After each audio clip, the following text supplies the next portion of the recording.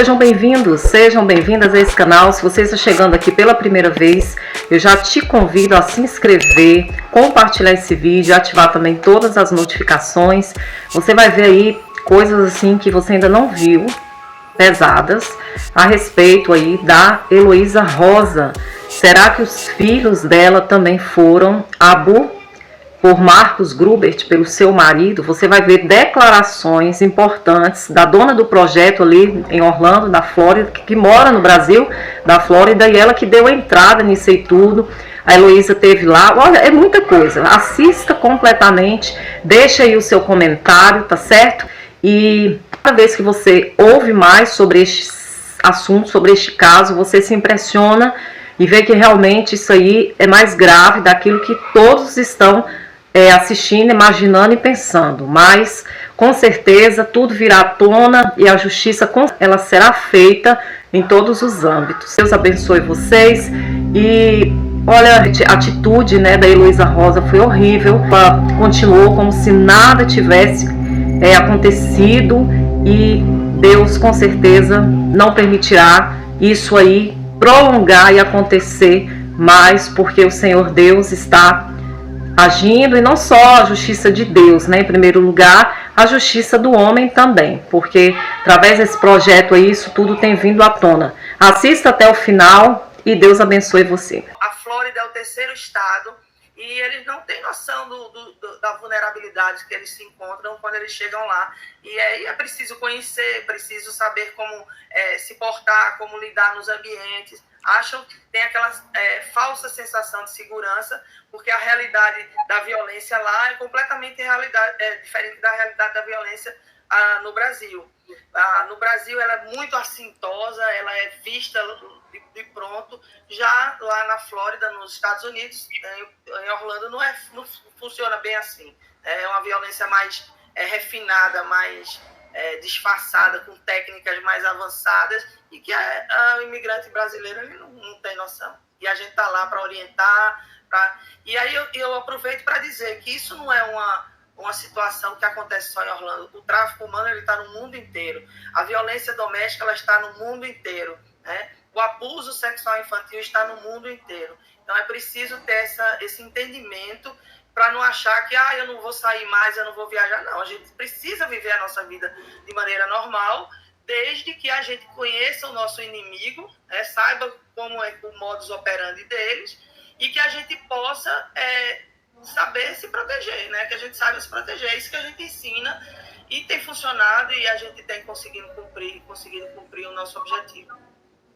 Perfeito, Ana. E vamos entrar agora no caso Marcos Grubert, que é um caso até em que o predador, digamos assim, também é um imigrante, né? O caso é que a mãe da criança procurou a instituição juntamente com a Heloísa Rosa. Foi isso? Elas chegaram juntas a Hope?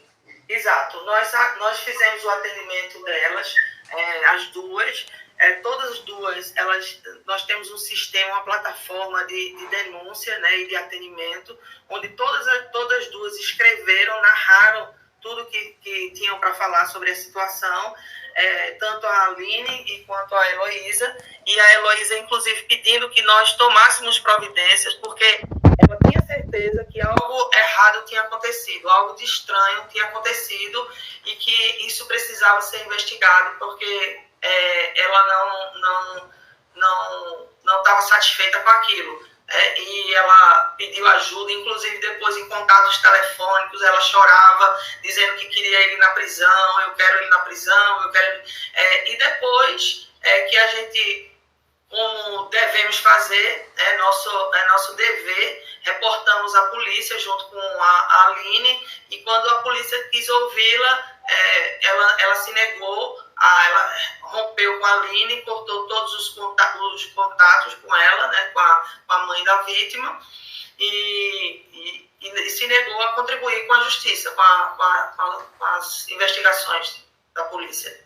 Então a Heloísa chegou a querer a prisão do marido? Ela chegou a querer a prisão do marido. Ela gritava, revoltada no telefone: ele precisa ser preso. As pessoas que estavam da nossa equipe, da área do departamento de psicologia e do departamento jurídico, que estavam no momento do atendimento, ela estava no telefone e ela urrava no telefone chorando que ela não ia admitir isso, que ele tinha que ser preso. E, além do mais, ela escreveu também na nossa plataforma, que é confidencial, mas a polícia já pediu disclosure disso à justiça e a gente já está encaminhando tudo isso para a justiça também. E segundo eu sei, Ana, me corrija se estiver errado, o espaço, o intervalo entre a Heloísa ter essa atitude de querer a prisão do marido e de declinar, de desistir de se envolver com o caso, foi de mais ou menos um mês, 30 dias? Mais ou menos isso, porque aí ela recuou e quando a Aline a procurou para dar andamento, né, inclusive oferecemos nossa equipe, né, de counseling, de psicóloga para ela, para as crianças dela, porque a nossa preocupação de imediato foi com as crianças, né? Se ele é um predador, se ele teve esse comportamento de abusar de uma criança, como é que estava a situação dos filhos dele, né? O que é que estava acontecendo ali dentro daquela casa? E todos nós sabemos, por menor contato que a gente tenha com essa realidade, que um predador ele não faz uma vítima. Quando ele vem ser descoberto, muitas aí já foram vitimadas por ele.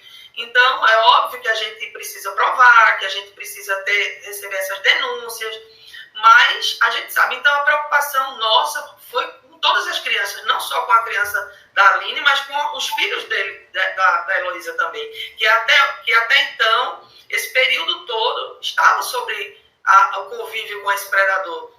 Então, a nossa preocupação, quando a gente começou a questioná-la sobre a questão dos filhos dela, eu acho que ela recuou, acredito eu, e enfim, não quis contribuir. A polícia procurou, tentou conversar com os filhos dela também, ela impediu, e a partir daí ela se tornou um silêncio, foi um silêncio total, e não aceitava nenhum contato com a Aline. E aí a gente respeita, mas enquanto instituição, o nosso dever, né, enquanto cidadão, enquanto cristão, o nosso dever é reportar para a polícia e para o conselho lá, que a gente chama, que é o Departamento de Crianças e Famílias do Estado da Flórida. E assim fizemos. E, Ana, quando ocorreu o crime, que foi em 2023, né, abril de 2023, é isso? Exato, abril de 2023. A Aline ainda tinha relação profissional com a Heloísa? Ela ainda era assessora da Heloísa? Sim, ela ainda era assessora, estava em plena atividade de trabalho, ainda era assessora dela. Então a Heloísa cortou todos os contatos até profissionais. Elas tinham um relacionamento pessoal para além do profissional? Tinham, porque ela como assessora convive diariamente, todo o tempo, montando estratégia de marketing, de mídia, de agenda, de shows, todas essas coisas faz com que a pessoa vá construindo, né, uma relação diária de confiança, de amizade, frequentavam as casas de um do outro, aí as duas famílias, tanto o esposo da Aline quanto a Heloísa e o Marcos, um frequentavam a casa do outro, saíam, almoçavam, jantavam, tinham uma relação de convívio, uma relação de amizade. Por isso que seria cruel do mesmo jeito, mas a dor da Aline, né, a decepção da confiança que ela teve, de abrir o coração, de abrir a casa, né, de confiar a própria filha nas mãos da Heloísa e do Marcos, e no final aconteceu uma situação terrível dessa. Eu tinha a impressão de que algo tinha acontecido, não ficou muito claro.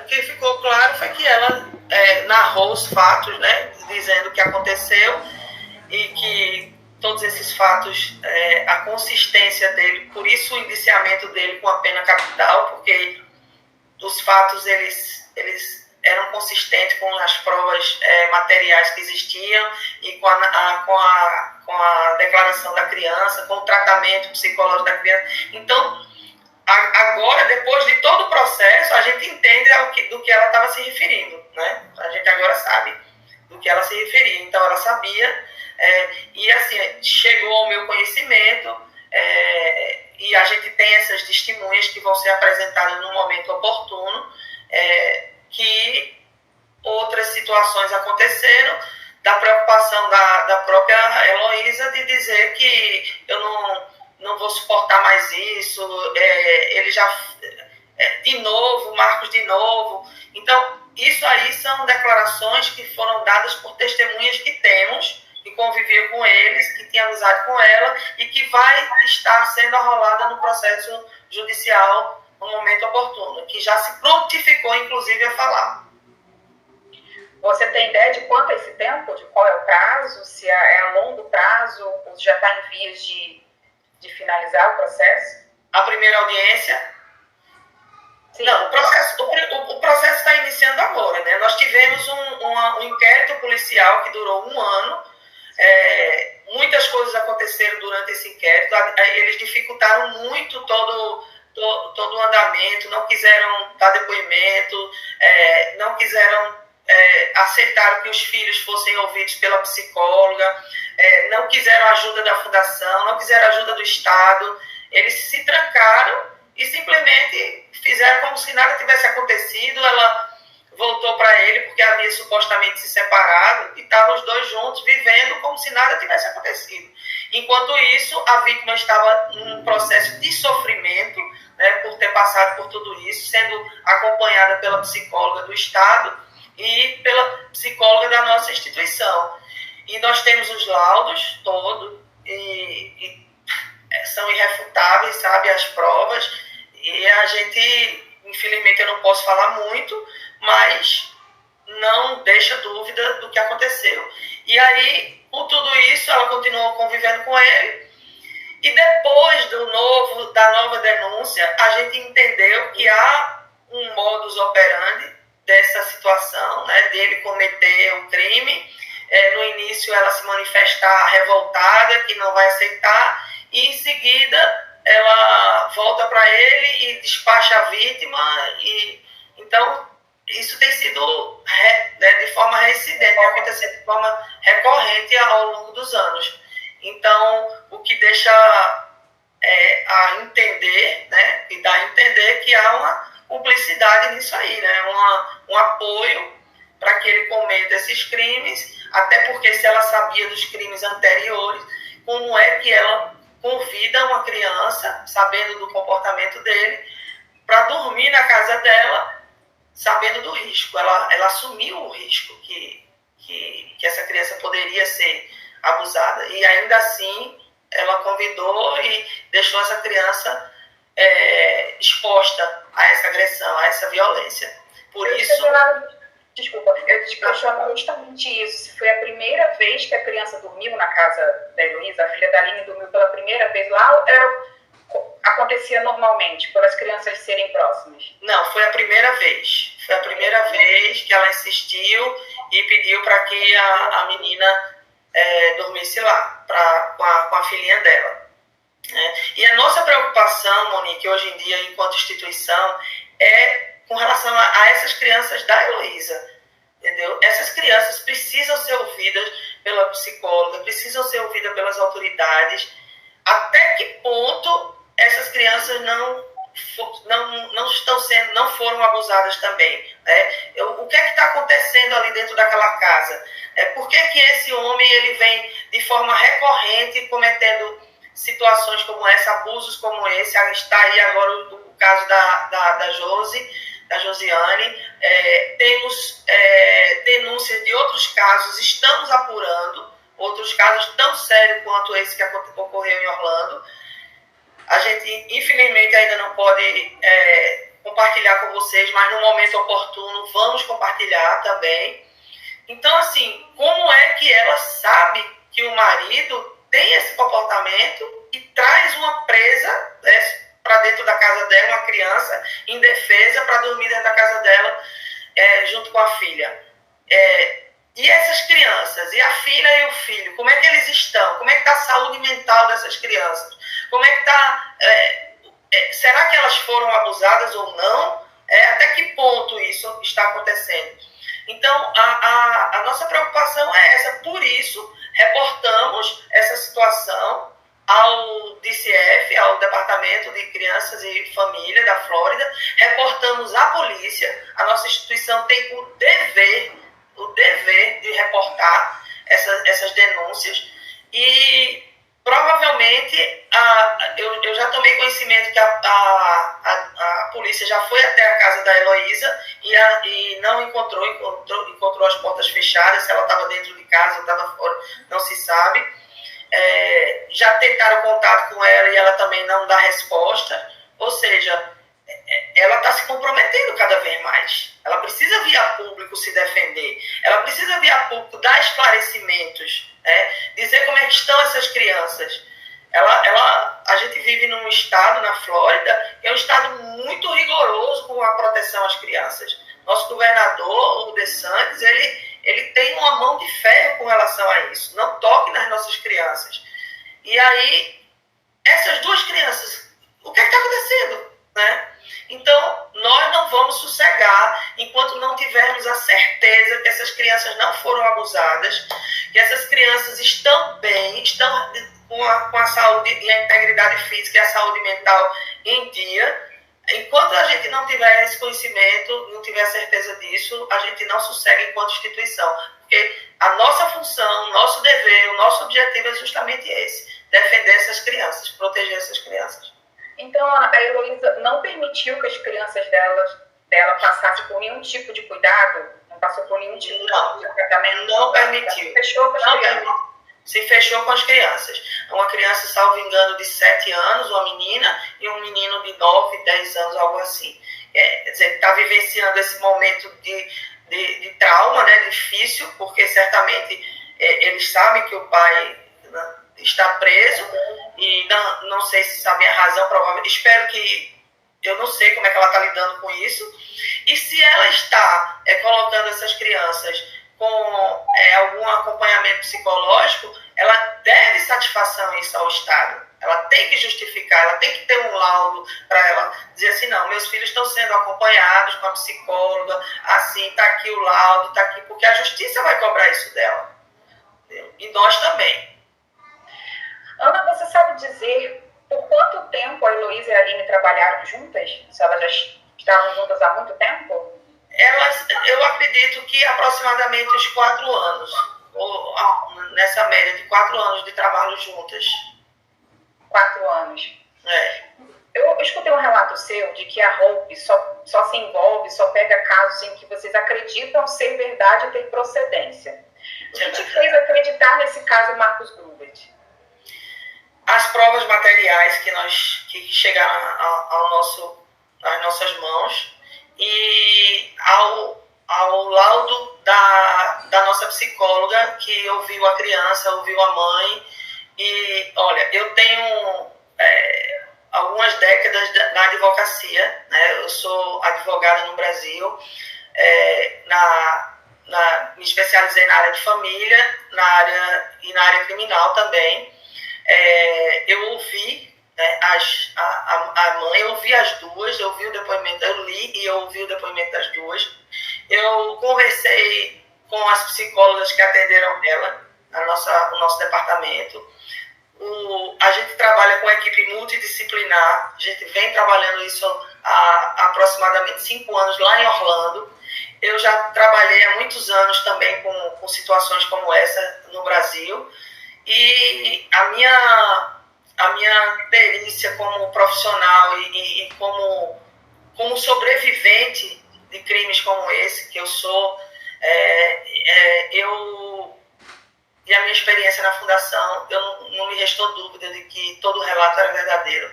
E tanto aí está a prova que todo o inquérito durante 1 ano, que foi feito com muito cuidado, com muito zelo, né? As pessoas criticando porque estavam demorando. Tem situações que são rápidas, mas tem situações que demoram. Por exemplo, nesse inquérito, 3 detetives passaram por esse inquérito. A primeira estava grávida, precisou ir ter neném, parou, aí faz um processo para passar para o segundo. O segundo todos fizeram um excelente trabalho. Dando continuidade da primeira, ele passou um tempo, depois ele foi removido para um outro caso, aí depois chegou uma outra mulher para ser a detetive, e aí ela também fez um excelente trabalho. depois entrou de férias, aí passou o tempo de férias, voltou. Durante esse trabalho, eles dificultaram a questão do DNA, que foi colhido o DNA dele, do Marcos, dificultaram a questão de ser ouvido pela polícia, não quiseram ser ouvido pela polícia. Então, tudo isso dificultou, trouxe esse tempo, né, todo esse tempo para que houvesse a conclusão.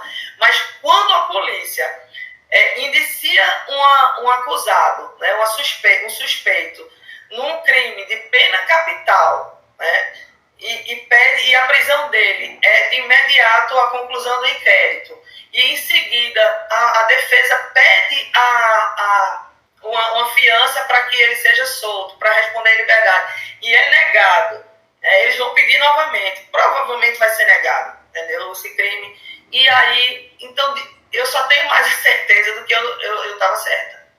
Infelizmente, eu estava certa. Eu gostaria de estar errada, mas infelizmente eu estava certa. Pode laudar todo o atendimento que é feito, e tudo isso está sendo juntado ao processo. Não estava no inquérito e agora está indo para o processo que está se iniciando. E todas as medidas que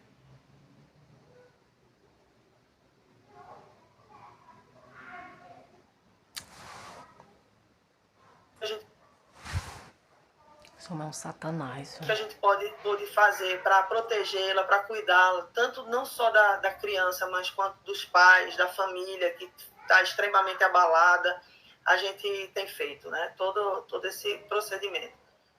Mas eu não tenho dúvida, infelizmente. E, Ana, trabalhando com a Heloísa, a Aline certamente teve contatos com muita gente do meio gospel, cantores, pastores, conferencistas, enfim. Eu perguntaria isso a ela, mas você sabe me dizer se ela recebeu apoio de alguém desse meio?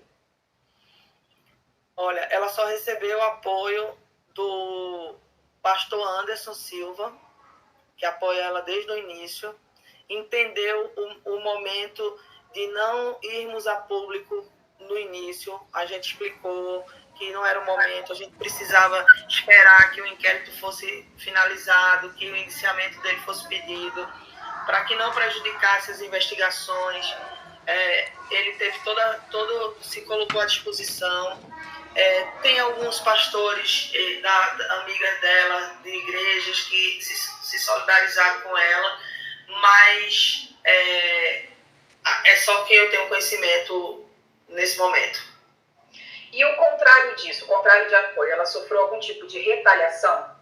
Muitas. Ela foi muito humilhada durante esse período do inquérito, ela foi muito julgada, foi muito ultrajada, ela foi muito massacrada, muito massacrada mesmo. Até que a gente pudesse vir a público e trazer a verdade, né? Dessa forma que estamos trazendo. Mas massacrada, você diz por pessoas comuns, pela comunidade, ou por gente do meio gospel? Por gente do mundo gospel, pela comunidade, pessoas que diziam que era mentira. É o que geralmente acontece, né? Quando a vítima toma coragem e denuncia, a própria comunidade fica com julgamentos, com conjectura, não conhece o sistema e começa, por que não prendeu logo? Por que não sei o quê? As pessoas falam sem conhecimento, por isso que a gente silenciou durante esse período. Eu digo, não responde, deixa falar, porque a verdade ela vai sempre prevalecer, entendeu? E não temos confiança de que a justiça será feita, de que ele será condenado. Esse processo vai ser conduzido com muito, como os processos são dentro lá na justiça americana, e vamos estar atentos a todo passo que for dado na condução desse processo. A gente vai estar bem atento enquanto instituição, dando suporte a ela e cobrando que essa justiça seja feita. Ana, quando surgiu esse caso, estourou esse caso na mídia, que foi o primeiro, né, que nós tivemos acesso, tratava-se de um pedófilo em potencial, né? A vítima foi uma criança de 6 anos. Mas agora a gente soube do caso da Josiane, aconteceu há 14 anos, mas ela já era uma adulta há 14 anos.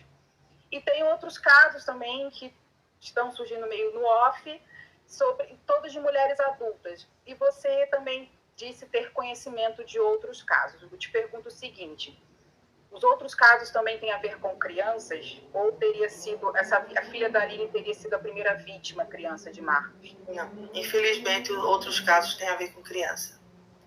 Infelizmente. Sim. E, claro, esse não sendo o único caso, a Hope and Justice existe há quantos anos? 5 anos, vamos completar agora no dia 7 de setembro. Há 5 anos. E esse caso veio a público por se tratar de pessoas públicas, né? A Heloísa é a famosa do casal, ela é uma cantora, mas o Marcos também é filho de um pastor, um conferencista famoso dentro de uma bolha. E eu ouvi um relato seu também dizendo que vocês levaram isso para a imprensa, foi uma decisão estratégica. Explica pra gente essa estratégia. Essa decisão estratégica se deu em razão de que havia uma possibilidade de fuga da família. Havia uma possibilidade da família voltar para o Brasil, da família... e aí a gente precisava make sure, né, ter certeza de que se isso acontecesse, não ia sair impune.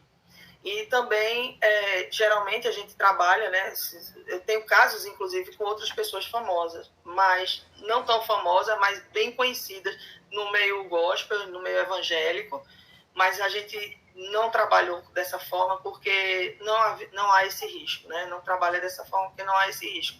Mas a própria mãe queria já desde o início já trazer a público, né? Ela é uma jornalista, ela sabe o poder da opinião pública sobre um caso de repercussão dessa.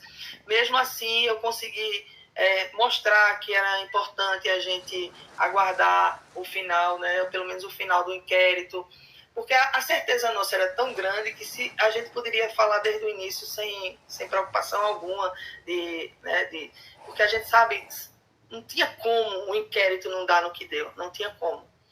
Então, eu disse, não, mas vamos esperar, porque de qualquer forma não foi fácil para ela. Ela foi muito humilhada e também não foi fácil para a gente, porque a gente ficava sempre naquela tensão de que poderia ir embora, poderia sair, voltar, e aí foi que, por causa disso, a gente resolveu, não, vamos agora, já que o inquérito terminou e a prisão dele vai ser pedida aí, a gente vai poder, vamos trazer isso à tona, porque existe um comportamento à margem da lei da Heloísa, né? Existe um comportamento à margem da lei da Heloísa, e ela precisa responder por isso. Ela corre o risco de responder por omissão, no caso? Sim. E na sua percepção de uma profissional experiente na área, por que você acredita? Porque a Heloísa, além dela ter se fechado, o Instagram dela, ela tem em torno de 500 mil seguidores no Instagram, ela trancou os comentários, então ela se fechou de todas as formas. Na sua percepção, por que você acredita que ela se fechou, que ela ainda não prestou nenhum tipo de depoimento? Ou se ela vai fazer em algum momento? Eu acho que ela está mal orientada pelo advogado dela. Minha opinião. Eu acho que se ela se ela sempre teve todos os cuidados com os filhos e se ela precisa se defender, ela não vai poder ficar... ela tem que dar uma satisfação à justiça. Eu não falo nem que ela tenha que estar conversando com as pessoas em Instagram, nem em WhatsApp, nem em canto nenhum. Mas para a justiça ela tem que dar uma satisfação. Entendeu? E querendo ou não, ela vai dar. Ela querendo ou não, ela vai chegar um momento que ela não vai ter, como aconteceu com o Marcos. Ela corre risco, sim, de ser presa. Ela corre risco, sim, de responder por omissão. Entendeu? Com relação aos filhos dela, com relação a essa criança. Ela tem, e o risco não é pequeno. Por isso que eu não estou entendendo